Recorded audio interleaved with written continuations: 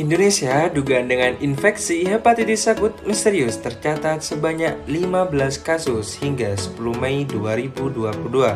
Tahu nggak sih lo, apa langkah yang bisa dilakukan agar terhindar dari hepatitis akut misterius? Sebelum kita masuk ke pencegahan, kita bahas dulu yuk, apa itu hepatitis akut misterius? Apa itu hepatitis? Hepatitis adalah istilah yang digunakan untuk menggambarkan adanya peradangan pada hati. Peradangan biasanya terjadi karena ada infeksi dari virus atau kerusakan pada hati karena meminum alkohol. Kasus hepatitis pada anak. Jumlah kasus hepatitis pada anak mengalami kenaikan di berbagai negara. Penyebab hepatitis sendiri masih belum diketahui. Menurut WHO, rentang usia anak yang terkena hepatitis akut berusia dari 1 bulan hingga 16 tahun. Pemeriksaan laboratorium yang didapatkan. Pertama, tidak ditemukan virus hepatitis A, B, C, dan E. Pada beberapa kasus ditemukan SARS-CoV-2 dan atau adenovirus. Yang ketiga, pemeriksaan patogen, biologis maupun kimiawi yang masih dilakukan lebih lanjut. Secara umum, etiologi kasus ini masih dalam penyelidikan.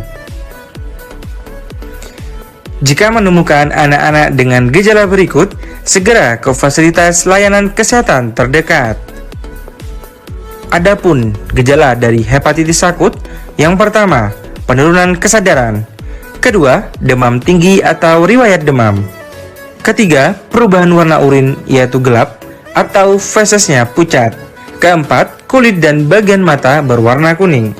5. Gatal-gatal. 6. Nyeri sendi atau pegal-pegal. 7. Mual, muntah atau nyeri perut.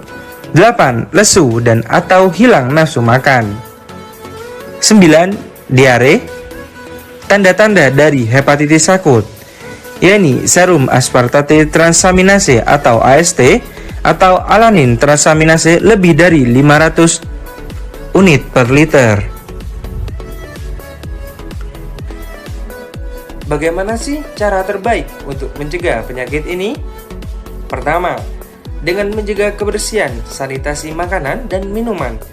Jadi, bawa bekal bisa jadi opsi keren tuh, karena kalau makan di luar kurang terjamin kebersihannya.